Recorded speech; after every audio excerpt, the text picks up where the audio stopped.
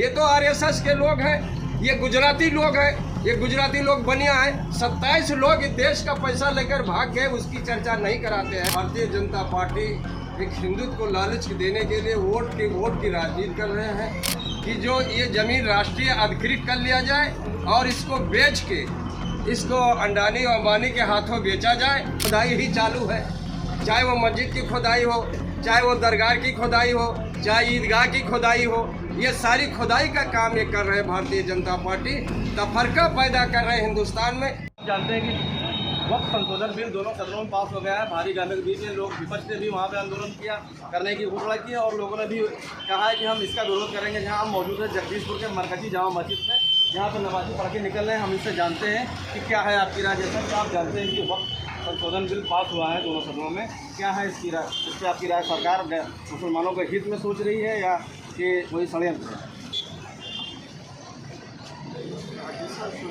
समझ पा रहे हैं, बहुत अच्छा तो नहीं है, हित को उतना अच्छा नहीं जितना बताया जा रहा है। जी। और रही बात ये कि वक्त बिल से नुकसान तो है मुसलमानों। सरकार ने कहा हम इसमें पारदर्शिता लाएंगे। पारदर्शिता लाते हैं तो अच्छी बात है, लेकिन जितना समझ पा रहे हैं ये तो उन्होंने कहा कि नुकसान भी है अगर पास रहा है, लेकिन हम लोग समझ नहीं पा रहे हैं। हमारे साथ और मौजूद हैं जिनसे हम जानते हैं, एक हमारे साथी हैं। जैसा कि सरकार ने वक्त संशोधन बिल पास किया है, दोनों भारी गर्मी के बीच में पास हुआ है, जिसका का आंदोलन करते हैं। काफ़ी लोग सराहना भी कर रहे हैं। आज आप मस्जिद से पढ़ के निकले हैं, क्या है इसकी आपकी राय? नहीं तो इसमें क्या है, मुसलमानों को भला होगा या नुकसान होगा?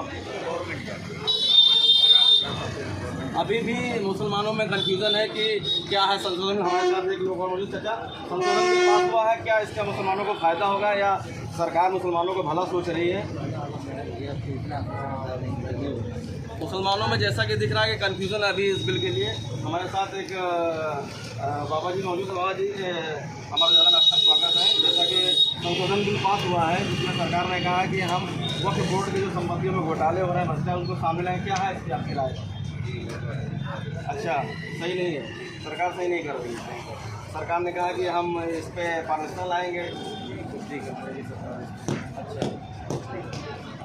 सरकार के इसके पीछे के मंशा बता रहे हैं कि सही नहीं है। हमारे साथ एक चाचा और, क्या है इसकी आपकी राय? संशोधन बिल पास हुआ है, जो बुजुर्ग अपनी संपत्ति दे देते हैं, सरकार ने कहा इसमें भ्रष्टाचार को हम क्लियर करेंगे। तो इस पर क्या आपका क्या नहीं कर पाएंगे? कुछ नहीं कर पाएंगे। ये भी कह रहे हैं कुछ कर नहीं पाएंगे। हमारे साथ अभी और लोग भी मौजूद हैं और इनसे जानते हैं। क्या नाम है आपका? मतलब सरकार ने अभी वक्त संशोधन बिल पास किया है हमारी, क्या नाम है, जामा गाने के बीच में, क्या है इस पर आपकी राय?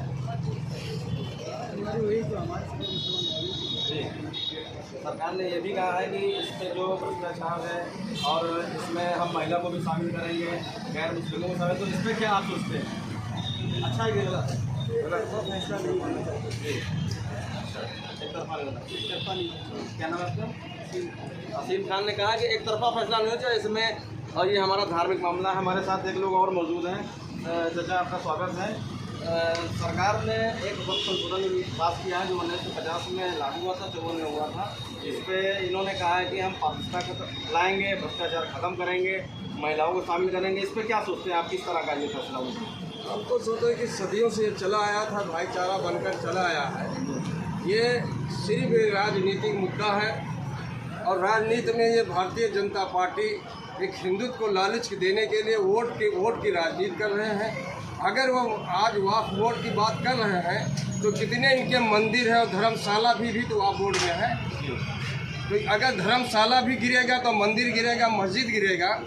ये ऐसी कोई बात नहीं। इनकी नीति ये है कि जो ये ज़मीन राष्ट्रीय अधिकृत कर लिया जाए और इसको बेच के इसको अंडानी और अंबानी के हाथों बेचा जाए और पैसा थोड़ा इनको सरकार में जमा कर दे, पैसा बाकी सब भारतीय जनता पार्टी के लोग खा जाएंगे। ये स्थिति इनकी, ये सोच है। और दूसरा, वोट की राजनीति करे, हिंदू मुस्लिम हो जिससे हमारा वोट बढ़े। सिर्फ हिंदू मुस्लिम की राजनीति कर रहे हैं और वो वोट से कोई मतलब नहीं। वो वोट तो कोई है गरीब हो उसको दबाव पड़ी है, वो तो सरकार की संपत्ति है, ये पहले से सरकार की है। जैसा कि उन्होंने कहा हम जो विवाद चल रहे हैं इनको भी खत्म करेंगे वक्फ बोर्ड में नियम लाकर। इस पर आप क्या सोचते हैं? अभी तक क्या था, अब क्या होगा?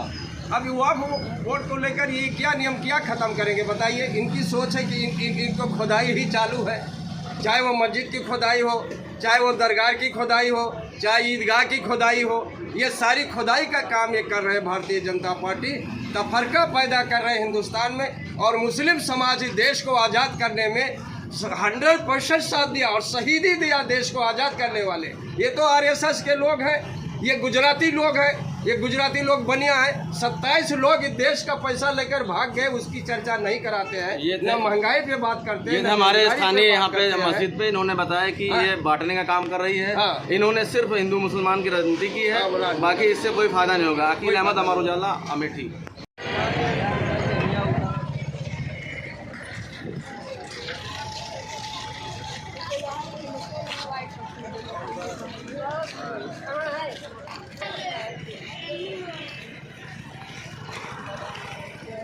अगर आप ये वीडियो YouTube पर देख रहे हैं तो हमारे चैनल को सब्सक्राइब करें और बेल आइकन को दबाना ना भूलें। अगर आप Facebook पर ये वीडियो देख रहे हैं तो हमारे पेज को लाइक करें।